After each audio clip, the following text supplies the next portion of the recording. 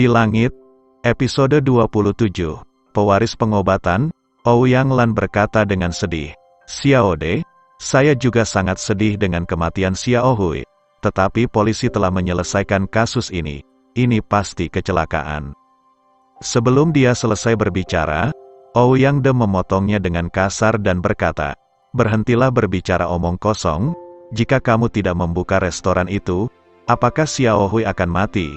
Jika kamu tidak meninggalkan Xiao Hui di rumah, apakah Xiao Hui akan mati? Jika tidak, jika kamu bersembunyi sendirian di malam hari, bisakah Xiao Hui mati?" Singkatnya, kematian Xiao Hui disebabkan oleh Anda sendiri, dan Anda harus memikul tanggung jawab ini. Ouyang Lan terbiasa dengan kesombongan adik laki-laki dan perempuannya. Dia berkata dengan suara rendah, "Saya sudah mati. Jadi bagaimana jika saya tidak bertanggung jawab? Xiao Hui tidak dapat dibangkitkan. Xiao Hui sudah mati, tapi kami masih hidup. Kamu harus memberikan kompensasi kepada kami." Inilah tujuan sebenarnya dari Ouyang De. Ketika mendapat kabar kematian Ouyang Hui, dia langsung menanyakan apa yang terjadi melalui kenalannya. Terkejut saat mengetahui ibu dan anak Ouyang Lan yang dulu miskin, tiba-tiba menjadi makmur, memiliki restoran senilai 80 juta yuan, yang membuat saudara-saudara serakah. Ketiga bersaudara itu berdiskusi dengan mendesak, dan akhirnya setuju untuk menemukan cara agar restoran itu ada di tangan mereka, dan bahkan jika mereka tidak bisa mendapatkan restoran itu, mereka harus membayar sejumlah besar kompensasi. Kompensasi? Mengapa saya harus memberikan kompensasi kepada Anda? Ouyang Lan juga kaget dengan pemikiran adik laki-lakinya. Ouyang De berkata, "Xiao Hui adalah saudara perempuan kami, dia sudah mati sekarang. Bukankah seharusnya Anda memberikan kompensasi kepada kami? Tapi, aku masih kakak perempuanmu, dan Xiao Hui juga adik perempuanku. Tidak ada yang salah dengan itu, kamu hidup dan sehat, dan kamu tidak mati." Ouyang Lan ingin mengatakan sesuatu yang lain, tetapi Ouyang De memotongnya dengan kasar lagi dan berkata, "Jangan melalaikan tanggung jawab untuk dirimu sendiri. Lusa adalah hari ketika keluarga kita memuja leluhur kita. Kamu membawa kembali Abu Xiao Hui, dan kemudian memberikan kita bersenang-senang menguburnya dengan enteng." Ouyang Lan berkata, "Saya tidak perlu Anda memberitahu saya bahwa saya akan melakukan ini. Saya akan kembali ke kampung halaman saya besok dan mengatur pemakaman Xiao Hui lusa." Ouyang De berkata, "Juga, setelah pemakaman, Anda harus membayar restoran Anda kepada kami." "Apa, kamu sebenarnya ingin restoran?" Meskipun Ouyang Lan mengenal saudara-saudaranya dengan baik, dia masih terkejut dengan keserakahan mereka. Apa keenggananmu? Mungkinkah restoranmu lebih penting daripada nyawa Xiao Hui?" "Ini bukan masalah keengganan. Kematian Xiao Hui pada awalnya adalah kecelakaan, dan restoran itu bukan atas namaku, itu milik Xiao Fan. Aku tidak bisa membuat keputusan sama sekali." Meskipun Ouyang Lan baik hati, dan meskipun dia terbiasa bersabar dengan adik-adiknya, dia tidak dapat menyetujui permintaan yang tidak masuk akal tersebut. Ouyang De berkata, "Kakak perempuan tertua, apakah kamu sakit jiwa? Anak itu sama sekali bukan dari keluarga Ouyang kami, tapi sialan yang kamu jemput, minta saja restoran untuk datang ke sini, hanya kami orang terdekat denganmu." Ouyang Lan menolak kali ini tanpa ragu-ragu. "Ini sama sekali tidak dapat diterima. Restoran itu milik Xiao Fan, saya tidak punya hak untuk itu." Melihat bahwa dia tidak bisa mendapatkan restoran, Ouyang De berkata lagi, "Karena kamu berkata begitu, maka saudara-saudara kita tidak akan mempersulit kamu. Jika restoran tidak membayar kamu, kamu harus membayarnya, kanan?" Semua orang sudah membicarakannya. Kami bertiga dan Ouyang Fei berjumlah 4 orang. Anda harus membayar masing-masing 2 juta yuan, ditambah biaya pemakaman Xiao Hui. Jika Anda membayar 10 juta yuan, itu akan berakhir. 10 juta, Ouyang Lan berseru, "Bagaimana saya bisa punya begitu banyak uang?" "Tidak, kamu tidak mau mengambil uang kecil ini, kan?" Di sisi lain telepon, saudara kedua Ouyang Zi berseru, "Ouyang Lan, apakah Anda masih punya hati nurani? Xiao Hui sudah mati. jadi Anda enggan mengambil uang sekecil itu. Apakah Anda akan menjual restoran jika kamu tidak punya uang? Kakak ketiga Ouyang Cheng berteriak, benar, kamu bahkan tidak ingin membayar uang sekecil itu. Ketika kamu mati di masa depan, wajah apa yang kamu miliki untuk melihat orang tuamu? Aku, Ouyang Lan ingin menjelaskan beberapa kata, tetapi dia akhirnya menahannya dan berkata, aku bisa mendiskusikan masalah uang dengan Xiao Fan, tetapi 10 juta terlalu banyak. Juga, apakah saya tidak bertanggung jawab atas pemakaman Xiao Hui? Mengapa memberikan 2 juta lebih? Ouyang De berkata, apa yang salah dengan kamu yang bertanggung jawab? Bukankah Xiao Hui ingin dimakamkan di pemakaman keluarga Ouyang kita? Bukankah pemakaman tidak membutuhkan uang? Bukankah saudara kita pergi ke pemakaman? Bukankah kita harus memberikan uang? Dalam hatinya, Ouyang Lan juga merasa bahwa adik laki-laki dan perempuannya terlalu berlebihan. Tetapi Ouyang Hui telah meninggal, dan dia tidak ingin membuat terlalu banyak masalah dengan kerabatnya yang lain. Jadi dia menahannya. Aku tidak bisa memutuskan masalah ini. Biarkan aku membicarakannya dengan Xiao Fan. Ouyang Fei berkata, apa yang perlu didiskusikan? Sialan itu dibesarkan olehmu. Kami tumbuh makan di keluarga Ouyang kami. Minum di keluarga Ouyang kami. Beraninya kamu keberatan memintanya membayar sejumlah uang, kamu bisa mengatakannya saja.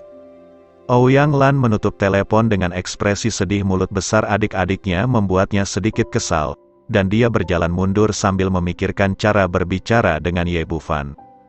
Pada saat ini, seorang pelayan bergegas dari seberang, memegang nampan dengan segelas anggur merah di tangannya. Melihat seseorang di seberang, dia langsung berhenti, tetapi pelayan itu berjalan terlalu cepat, dan masih menabrak tubuhnya. Pelayannya adalah seorang pria muda yang tinggi dan kuat, dan Ouyang Lan hanyalah seorang wanita. Meskipun dia sudah siap, dia terlempar ke tanah. Dan pelayan itu menyelipkan tangannya, dan cangkir di atas nampan jatuh ke tanah dan pecah. Merobohkan Ouyang Lan, pelayan itu tidak meminta maaf sama sekali, tetapi berteriak dengan arogan, ada apa denganmu? Apakah kamu terengah-engah karena matamu panjang? Apakah kamu melihat seseorang di depanmu? Ouyang Lan tidak terluka meskipun dia jatuh. Dia berdiri dari tanah dan berkata, anak muda, saya telah berhenti, jelas Anda memukul saya. Apa yang kamu lakukan? Apakah kamu masih menyangkalnya ketika kamu memukul seseorang? Itu karena kamu tidak memiliki mata saat berjalan. Ouyang Lan mengira penghasilan pelayan itu rendah, dan dia melakukan ini karena dia takut dia akan memerasnya. Jadi dia berkata, anak muda, meskipun aku jatuh, aku tidak menderita luka apapun, jadi mari kita lupakan saja. Setelah dia selesai berbicara, dia terus berjalan menuju kamar pribadi, tetapi pelayan tiba-tiba menghentikannya di depannya, kamu bilang lupakan saja, jelas kamu memukulku. Jadi apa bedanya bagiku apakah kamu terluka atau tidak, masalah ini tidak bisa menyelesaikannya. Ouyang Lan berkata dengan heran, kamu tidak terluka, apalagi yang kamu inginkan? Pelayan menunjuk ke pecahan kaca di tanah dan berkata sambil mencibir, saya tidak terluka, tetapi Anda memecahkan kaca di hotel kami. Ouyang Lan berasal dari latar belakang miskin dan terbiasa dengan kebaikan. Dia merasa tidak apa-apa membayar pelayan secangkir, jadi dia berkata, bukankah itu hanya secangkir, aku akan menemanimu. Saat dia berbicara, dia mengeluarkan 10 yuan dari sakunya dan menyerahkannya. Pelayan itu tidak mengulurkan tangan untuk mengambilnya sama sekali, dan berkata sambil mencibir, 10 yuan, kemana kamu mengirim pengemis itu? Ekspresi Ouyang Lan membeku, tetapi dia tidak mengatakan apa-apa. Dengan sikap membiarkan semuanya berlalu, dia mengeluarkan uang 100 yuan lagi dari sakunya. Apakah ini baik-baik saja untuk kantor pusat? Pelayan itu masih belum mengulurkan tangan untuk mengambil uang itu, dan berkata sambil mencibir, tidak cukup, sudah jauh di belakang. Ouyang Lan berkata dengan heran, belum, bukankah ini hanya gelas, berapa yang kamu mau? Dia tidak mengerti, ini adalah gelas biasa, pasar hanya berharga paling banyak 5 yuan, mengapa tidak cukup kehilangan 100 saja? Ini gelas kaca, Tapi ini gelas dari restoran Tao Tai kami. Pelayan mencibir, biar saya beritahu, Anda harus membayar setidaknya 1.000 yuan untuk gelas ini.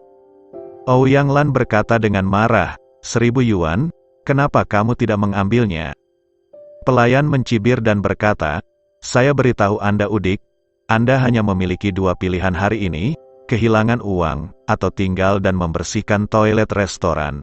Ketika Anda mendapatkan cukup 1.000 yuan, kapan Anda akan pergi?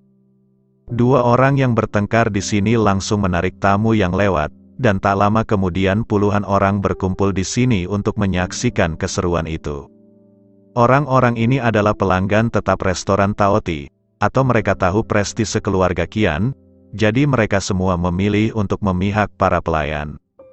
Pada usia yang begitu lanjut, tidak peduli seberapa banyak kamu berjalan, kamu tidak melihatnya, dan kamu menabrak seseorang. Itu benar, itu terlihat seperti Udik pedesaan, yang berani makan di restoran sebesar ini tanpa uang, apakah itu memalukan? Wajar kehilangan uang jika kamu menabrak properti orang lain, jadi cepatlah dan kehilangan uang.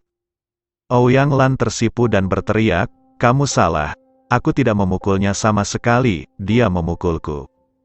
Tapi pembenarannya memucat di hadapan kecaman orang banyak, dan tidak ada yang mendengarkan sama sekali.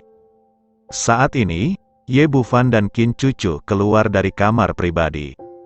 Mereka melihat bahwa Ouyang Lan sudah lama tidak menelepon kembali, jadi mereka keluar untuk memeriksa, dan mereka kebetulan melihat pemandangan ini di depan mereka. Ye Bufan berjalan ke kerumunan, menarik Ouyang Lan dan berkata, Bu, apa yang terjadi? Melihat putranya datang, Ouyang Lan buru-buru berkata, Xiao Fan, sebenarnya bukan aku yang memukulku, tapi dia memukulku, tapi aku tetap meminta maaf padanya dan setuju untuk mengganti cangkir itu. Tapi dia meminta terlalu banyak uang, bahkan 1.000 yuan. Ekspresi Ye Bufan menjadi dingin, dia menoleh untuk melihat pelayan dan berkata, apa yang terjadi di sini? Melihat pakaian biasa Ye Bufan, mata pelayan itu penuh dengan penghinaan. Ibumu menabrakku dan memecahkan kaca di hotel, kamu harus membayarnya, atau aku akan tinggal di sini untuk membersihkan toilet. Ouyang Lan berkata lagi, Xiao Fan, begini, aku sudah berhenti, dia menabrakku. Pelayan itu berkata dengan arogan, saya bilang Anda menabraknya, dan Anda menabraknya. Apakah saya masih bisa berbohong? Qin Cucu berkata, apakah tidak ada pengawasan di hotel? Sesuaikan saja pengawasannya dan itu akan menjadi jelas. Jika kami memukulnya, kami bersedia mengganti piala ini. Jika kami tidak memukulnya, Anda harus meminta maaf. Minta maaf? Lelucon apa? Kamu bahkan tidak melihat tempat ini. Ini adalah restoran Taoti. Siapa yang berani meminta kami untuk meminta maaf di sini? Seperti kata pepatah, anjing mengandalkan kekuatan manusia. Meskipun pelayan melihat temperamen Qin Cucu yang luar biasa, dia tetap tidak menganggapnya serius. Lagi pula, di belakangnya ada bos yang kaya dan mahal. Dia berkata lagi, apakah pengawasan restoran kami untuk Anda tonton? Berapa banyak mata yang Anda miliki? Apakah Anda memenuhi syarat untuk menonton pengawasan kami? Izinkan saya memberitahu Anda, cawan ini 10.000 yuan, Anda harus membayarnya hari ini. Atau Anda harus membayarnya jika Anda tidak membayarnya. Jika tidak, Anda tidak dapat keluar dari sini. Ouyang Lan dengan cepat berkata, bukankah kamu baru saja mengatakan 1.000 yuan fix silaturahmi? Pelayan berkata dengan bangga, baru saja saya kehilangan 1.000 yuan, tetapi sekarang harganya naik. Saya bertanggung jawab atas situs saya. Saya ingin sebanyak yang saya inginkan. Saya harus membayar 10.000 yuan. Ye Bufan menekan amarah di dalam hatinya dan berkata, satu cangkir berharga 10.000 yuan, kamu benar-benar miskin dan gila, panggil aku manajernya. Pelayan itu berkata, nak, saya menyarankan Anda untuk membayar uang itu sesegera mungkin, Anda akan menyesal jika menelepon manajer kami.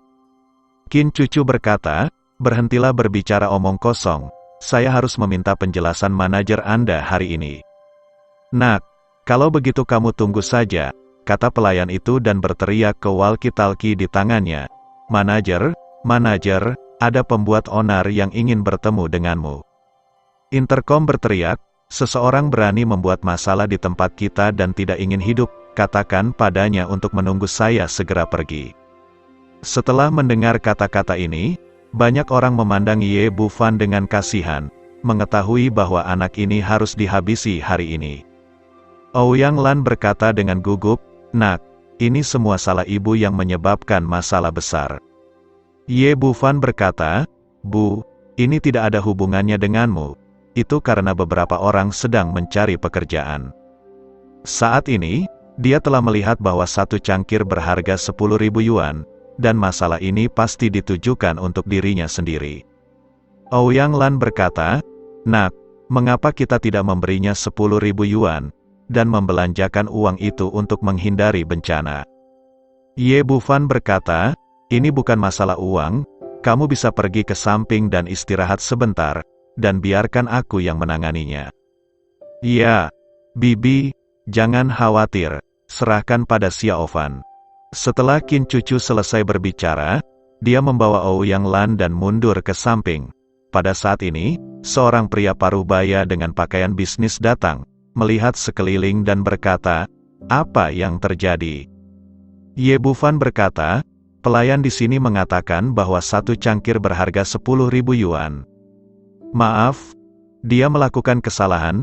Manajer itu menendang pecahan cangkir di tanah dengan sepatu kulitnya, dan berkata sambil mencibir, "Cangkir di restoran Taotai kami masing-masing berharga 100.000 yuan." Begitu kata-kata itu keluar, orang-orang di sekitarnya langsung mendidih, dan pelayan itu berkata dengan wajah bangga, "Sudah lama saya katakan, saya menyuruh Anda membayar dengan cepat, atau Anda akan terlihat baik ketika manajer kami datang, dan menyesal sekarang." Yang lain juga mulai berbicara, "Ya, pemuda ini kurang beruntung. Dia tidak membayar 10.000 yuan sekarang, tapi sekarang dia ingin mendapatkan 100.000 yuan. Benar-benar bodoh dan tidak takut, kamu berani membuat masalah di restoran Taoti? Tidakkah kamu tahu bahwa tempat ini berada di bawah kedok Brother Biao?" Sudah berakhir, pemuda ini benar-benar sudah berakhir, dan dia tidak bertanya sebelumnya wilayah siapa ini. Ye Bufan berkata dengan tenang, "Bagaimana jika saya tidak memberikannya?" "Tidak," manajer menunjukkan sarkasme. "Tidak ada yang tidak dapat membayar kami uang yang terhutang oleh restoran Taoti. Biarkan wanita tua itu mencuci toilet di sini selama setahun. Atau membiarkan wanita kecil itu tidur dengan bos kami bulan lalu, jika tidak." Manajer itu sombong dan berbicara tanpa henti, seolah-olah dia mengendalikan segalanya. Tetapi pada saat ini, dia merasa seolah-olah perut bagian bawahnya ditabrak kereta api. Tubuhnya tiba-tiba terbang keluar, membentur dinding di belakangnya dengan keras, dan kemudian meluncur ke tanah. Semua orang dikejutkan dengan kejadian yang tiba-tiba ini. Tidak ada yang menyangka pemuda ini begitu bengis bahkan berani memukuli manajer restoran Taoti. Sudah berakhir, pemuda ini benar-benar sudah berakhir. Orang-orang dari restoran Taoti pasti akan memotongnya nanti, dan memotongnya menjadi beberapa bagian. Cepat dan berkedip, atau kita akan sial saat kakak Biao datang. Ketidaktahuan benar-benar terlalu bodoh. Hal-hal yang dapat diselesaikan dengan kehilangan sedikit uang. Tetapi untuk membuat hal-hal menjadi begitu besar, saya benar-benar menganggap diri saya sebagai seorang manusia. Orang-orang mundur satu demi satu saat berbicara, karena takut mereka akan terluka nantinya. "Nak, apakah kamu sudah makan isi perut macan tutul yang ambisius? Kamu berani membuat masalah di restoran rakusku." Sambil berbicara, seorang pemuda berusia 30-an datang, mengenakan jas rapi dan memegang cerutu tebal di tangannya, terlihat sangat perkasa. Orang yang datang adalah Qian Gui, pemilik hotel. Dia mengatur semua ini untuk menjadi direktur. Awalnya dia ingin membantu Bi Haikuan menginjak anak di depannya, tapi dia tidak menyangka Ye Bufan akan berani untuk mengalahkan dia di sini. Awalnya, Ye Bufan tidak ingin memukul orang di depan ibunya, tetapi orang-orang ini terlalu banyak menggertak orang, jadi dia harus mengambil tindakan untuk memberi mereka pelajaran. Terlebih lagi, Ouyang Lan adalah orang terdekat dalam hidupnya, dan dia tidak akan pernah membiarkan keluhan apapun, apalagi membiarkan kucing dan anjing ini melompat dan menggertak ibunya. Sebagai pewaris, tentu saja dia tidak akan menganggap serius sebuah restoran. Dia melirik Qian Gui dan berkata dengan dingin, "Hari ini, restoranmu harus meminta maaf kepada ibuku. Jika tidak maka tidak akan dibuka di masa depan." Qian Gui sepertinya telah mendengar lelucon paling lucu di dunia. Setelah tertawa terbahak-bahak, ekspresinya langsung berubah, dan dia berkata dengan dingin, "Nak, aku benar-benar tidak tahu siapa yang memberimu keberanian untuk berani mengatakan bahwa aku anggur. Apakah Anda tahu nasib menyinggung keluarga Qian kami?" Yang lainnya juga kaget dengan kata-kata Ye Bufan. "Ku bilang, kenapa anak ini berani sekali? Dia ternyata orang gila." "Pasti begitu, kalau tidak siapa yang berani berbicara dengan bos Qian seperti itu?" Ye Bufan berkata dengan tenang, "Kalau begitu biarkan aku melihat gangguan apa yang bisa kamu buat dengan menjalankan toko hitam." Setelah selesai berbicara, dia berbalik dan menarik ibunya untuk duduk di sofa di sampingnya. Ouyang Lan berkata dengan gugup, "Xiao Fan, apakah kamu mendapat masalah besar hari ini? Mengapa kita tidak memanggil polisi?" Qin Cucu berkata, "Bibi, memang benar seseorang menyebabkan masalah besar, tapi itu bukan kita, tunggu dan lihat saja." Di restoran Jiangnan hari itu, dia melihat dengan matanya sendiri bahwa Ma Jiuye sama hormatnya dengan cucunya di depan Ye Bufan. Siapa Ma Jiuye? Dia adalah kepala dari 4 pemimpin di kota Jiangnan. Jadi bagaimana dia bisa dibandingkan dengan keluarga Qian? Ekspresi ketegasan melintas di wajah Qian Gui. "Nak, kamu punya nyali, tunggu saja aku." Tidak lama kemudian, terdengar getaran hebat dari tangga, dan kemudian 30 atau 40 pria bertelanjang dada bergegas naik dari bawah. Masing-masing dari orang-orang ini memiliki tato yang mengerikan di tubuh mereka, dan mereka membawa tongkat baseball pipa baja pendek di tangan mereka, dan masing-masing dari mereka penuh dengan aura pembunuh, seperti dewa yang kejam. Pemimpinnya adalah seorang pemuda jangkung dan kuat, berusia sekitar 27 atau 28 tahun, dengan tato harimau yang menuruni bukit di dadanya, dan pipa baja tebal di tangannya. Dia adalah adik laki-laki Qian Gui, Qian Biao, seorang gangster terkenal di zona pengembangan. Beberapa memanggilnya Brother Biao, dan yang lain memanggilnya Master Biao. Qian Biao melangkah ke Qian Gui, dan berteriak dengan tegas, "Saudaraku, siapa orang buta yang berani membuat masalah di wilayah kita?" Qian Gui mengulurkan tangannya dan menunjuk ke arah Ye Bufan. "Bocah inilah yang mengatakan dia akan menghentikan pembukaan restoran kita." Qian Biao mengambil 2 langkah ke depan dan berteriak, "Benar-benar mengejutkan. Seorang udik berani datang ke tempat kami untuk membuat masalah. Aku ingin melihat seberapa mampu kamu hari ini."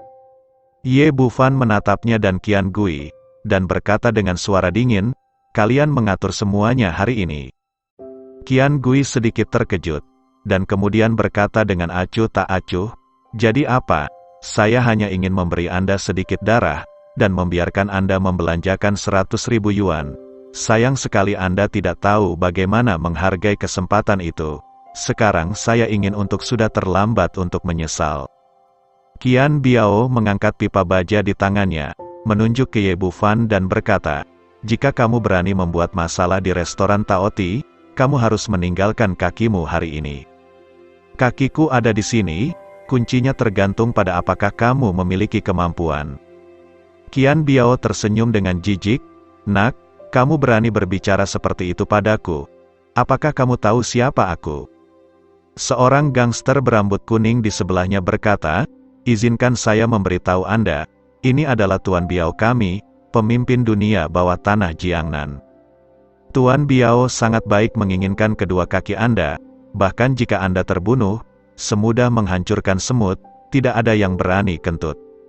Lucu untuk membawa pegangannya, seringai mengejek muncul di sudut mulut Ye Bufan. Qian Biao awalnya memiliki ekspresi arogan di wajahnya, tetapi cibiran Ye Bufan segera melukai sarafnya. Tidak hanya dia harus berurusan dengan anak ini di depannya hari ini, dia juga harus menunjukkan gengsinya, kalau tidak dia tidak akan bisa untuk bergaul di jalan di masa depan.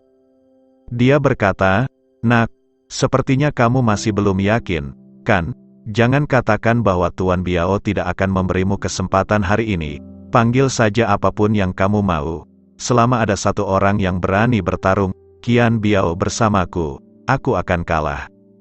Apa yang dia katakan penuh percaya diri, karakter seperti apa yang bisa disebut bocah malang yang ada di mana-mana.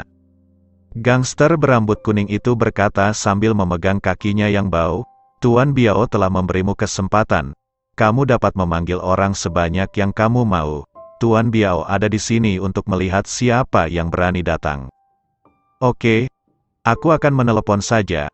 Meskipun dia benar-benar bisa berurusan dengan sialan kecil ini di depannya, dia tidak ingin menunjukkan terlalu banyak di depan ibunya. Jadi dia mengeluarkan ponselnya dan menghubungi nomor Tang Feng. Di arena seni bela diri keluarga Tang, Tang Feng menyaksikan ayahnya memukuli serangkaian pukulan Arhat dengan penuh semangat, matanya penuh rasa iri. Sejak Tang Tianyi melangkah ke ambang peringkat misterius dengan bantuan Ye Bufan, kultivasinya telah berkembang pesat. Beberapa hari yang lalu, ayah dan anak keduanya berada di alam Dzogchen dari peringkat Huang, dan mereka setara, tetapi sekarang ada celah yang sangat besar, dia bahkan mungkin tidak dapat menangkap 3 gerakan Tang Tianyi. Tang Tianyi menarik tinju dan kakinya, menatap Tang Feng dengan ekspresi iri dan berkata, "Kamu juga sampah? Apa gunanya hanya melihat ayahmu di sini? Raih hubungan baik dengan Xiao Ye, selama dia membantu Anda, kultivasi Anda akan segera meningkat." Tang Feng berkata, "Saya mengerti kebenarannya, tetapi dia baru saja menyelamatkan orang tua Anda, dan saya selalu merasa sedikit malu untuk meminta bantuan." Tang Tianyi mengangguk dan berkata, "Kamu benar. Alangkah baiknya jika Xiao Ye dapat digunakan oleh keluarga Tang kita, maka kita akan memiliki waktu yang lebih baik." Pada saat ini, telepon di tangan Tang Feng berdering. Dia melirik ide penelepon, dan tubuhnya bergetar, seolah tersengat listrik. "Ayah, ini panggilan Dr. Ye," Tang Tianyi berkata, "lalu mengapa kamu ragu? Cepat dan ambil." Tang Feng buru-buru menekan tombol jawab, dan Ye Bufan berkata di telepon, "Saya di restoran Taoti di zona pengembangan, dan seseorang berkata mereka menginginkan kaki saya." Mendengar ini, Tang Feng melompat. Hatinya tidak bisa lagi bersemangat. Zheng Chu tidak bisa berbicara dengan Ye Bufan. Sekarang Dr. Ye akhirnya menggunakan dia. Ini benar-benar hal yang luar biasa. "Dr. Ye, jangan khawatir. Saya akan tiba di sana dalam 10 menit." Tang Feng menutup telepon dan hampir kehabisan tenaga. Tang Tianyi meraihnya dan berkata, "Mengapa kamu pergi? Ada orang-orang di zona pengembangan yang tidak berpikiran terbuka untuk menyusahkan Dr. Tang. Aku akan pergi dan menyingkirkan orang-orang itu sekarang." Tang Tianyi berkata, "Saya hanya berbicara tentang Anda, seorang berusia 50 tahun, yang selalu melakukan sesuatu dengan sembarangan dan tidak menggunakan otaknya sama sekali. Tidakkah menurut Anda kultivasi Xiao Ye tidak dapat menyelesaikan sialan itu?" "Ini," Tang Feng berkata. "Lalu apa maksudmu?" Tang Tianyi berkata, "Sejak Xiao Ye memanggilmu, itu memiliki tujuan lain. Keluarga Tang kita harus membantunya menyelamatkan muka. Ayah, aku tahu apa yang harus dilakukan." Setelah Tang Feng selesai berbicara, dia segera mengeluarkan ponselnya dan mulai menelepon. Dia awalnya adalah penguasa dunia bawah tanah yang sebenarnya. Setelah panggilan telepon, seluruh dunia bawah tanah di Jiangnan melonjak, dan segera mendidih.